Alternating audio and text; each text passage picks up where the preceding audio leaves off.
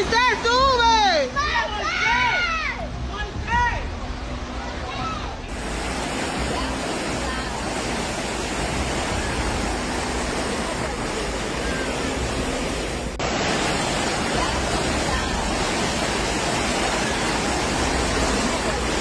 It began as a swirl of clouds deep over the Caribbean, a low-pressure pulse breathing to life over warm Atlantic waters.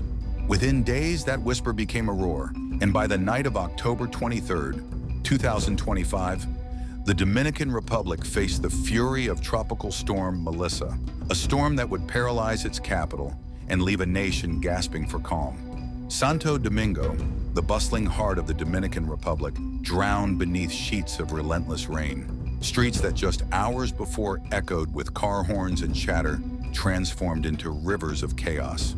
Vehicles were swept aside like paper boats. Traffic lights flickered, then died.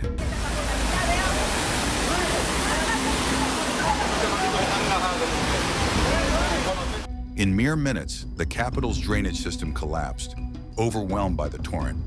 From Independencia Avenue to Dr. Defilló Street, cars lay half-submerged. Residents clung to balconies as floodwaters rose to their doorsteps. Bobo, aquí en Herrera, la cañada de Guajimía, mira, hacia hay bobo. Bobo, bobo.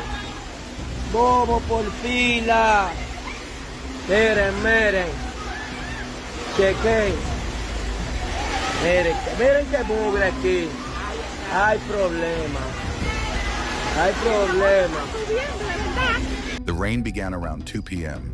and within the hour, the entire capital was at a standstill. The storm howled through neighborhoods, ripping down trees and power lines. Entire blocks plunged into darkness. By evening, the Emergency Operations Center, COE, declared a red alert for Greater Santo Domingo and 8 surrounding provinces, the country's highest warning level.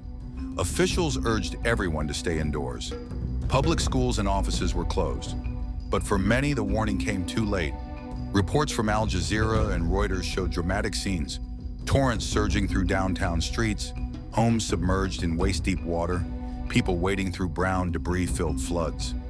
Local footage captured families climbing to rooftops to escape the rising water. The chaos was everywhere, from Los Rios and Ciudad Nueva in central Santo Domingo to Los Mina and Vista Hermosa on the city's outskirts.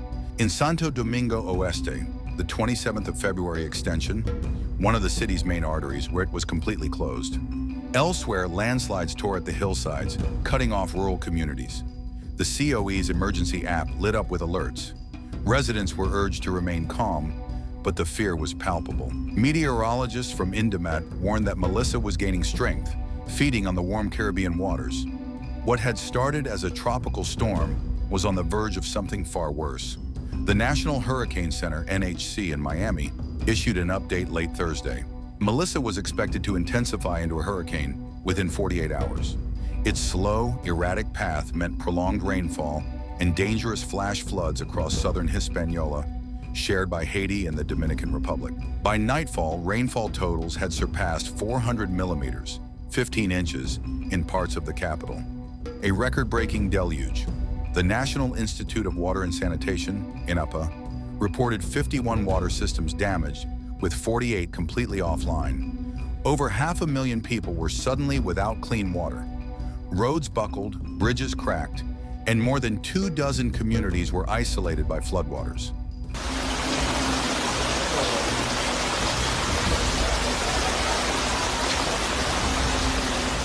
The storm had already damaged nearly 200 homes, uprooted trees, and shattered communication lines. For some, it was a fight for survival. In the El Abanico de Herrera neighborhood, rescuers used ropes to pull residents through torrents of water. In Paravaya and San Cristobal, flash floods swallowed entire streets. The government scrambled to open shelters as power outages spread through the night. By the early hours of October 24th, the storm's true nature revealed itself. Melissa had strengthened into a hurricane, with winds topping 120 kilometers per hour, 75 miles per hour.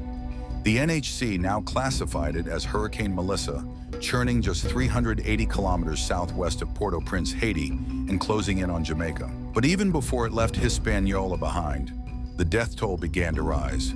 3 people were killed in Haiti including 2 buried in a landslide near Port-au-Prince and another struck by a falling tree in Marigot.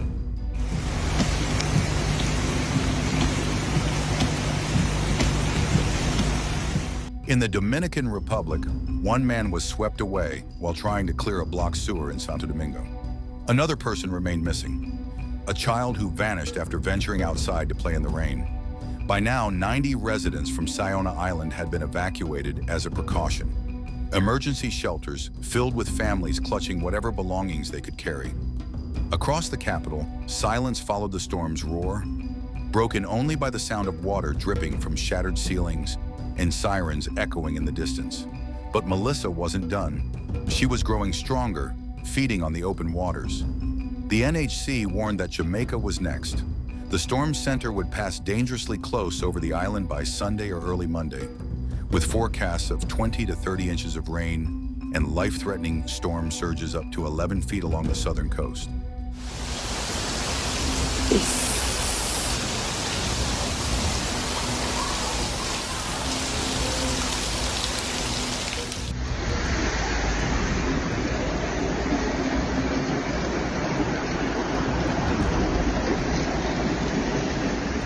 Jamaica's Meteorological Service issued a hurricane warning, calling it a catastrophic and historic threat. Evan Thompson, the agency's director, declared, "There is nowhere that will escape the wrath of this storm." Officials feared it could become the most powerful hurricane in Jamaica's history. By Saturday night, airports were closed, ferries suspended, and the National Emergency Operations Center fully activated. Evacuations began across low-lying parishes. Gas stations in Kingston wrapped pumps in plastic. Fishing boats were pulled ashore and chained to docks. Forecasters said Melissa could reach Category 4 strength within 24 hours, with the potential to become a Category 5 monster. Winds of over 150 miles per hour loomed on the horizon. The slow-moving storm, crawling westward at just 5 kilometers per hour, was a nightmare scenario. Its pause meant destruction would linger. In Cuba's Guantanamo province, 145,000 people were ordered to evacuate. Schools closed through the end of the week. Even the U.S. Naval Station at Guantanamo Bay began evacuating non-essential personnel. Across the region, nations braced for the storm's next strike. Meteorologist Jamie Rome, deputy director of the NHC, called it a very concerning situation. He warned that the storm's slow movement would wring out the atmosphere, dumping extraordinary amounts of rain.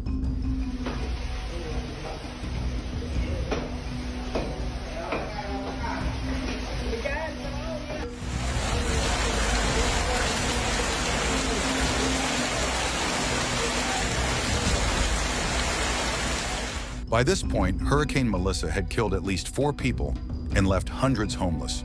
The Dominican Republic, still reeling from the floods, faced a grim reality. Its fragile infrastructure, overwhelmed drainage, eroded hillsides, unplanned urban sprawl, had once again revealed the nation's deep vulnerability to climate disasters. Experts pointed to a troubling pattern. In just the past few years, Hurricanes Fiona, 2022, and Franklin, 2023, had battered the island. Now Melissa joined their ranks, proving how climate change is amplifying storm intensity across the Caribbean. Warmer ocean temperatures feed these systems, turning tropical depressions into lethal hurricanes in days. The World Bank estimates that natural disasters can shave 1% off the Dominican Republic's GDP each year, hitting the poorest hardest, those who live in flood-prone neighborhoods and lack the means to rebuild.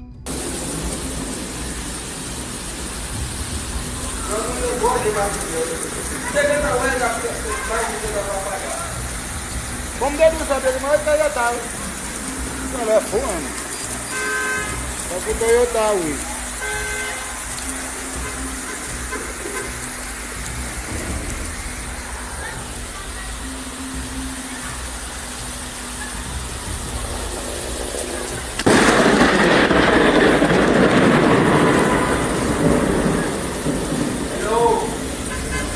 As the winds finally died and the floodwaters began to retreat, Santo Domingo looked unrecognizable. Cars hung from bridges like broken toys. Entire neighborhoods lay drowned beneath layers of mud and silence. The people who survived stood in disbelief, not cheering, not crying, just staring into what was left. But even as the city tried to breathe again, the ocean still whispered. Melissa wasn't gone, not yet. High above the Caribbean, she was gathering herself again, twisting, pulsing, as if alive. No one truly knows what she'll do next. Will Jamaica face the full fury that the Dominican Republic just endured? Will Cuba stand or fall? And if Melissa can rise this fast, how many more monsters are waiting in the warm Atlantic waters, quietly being born? The sky may be calm tonight, but for how long?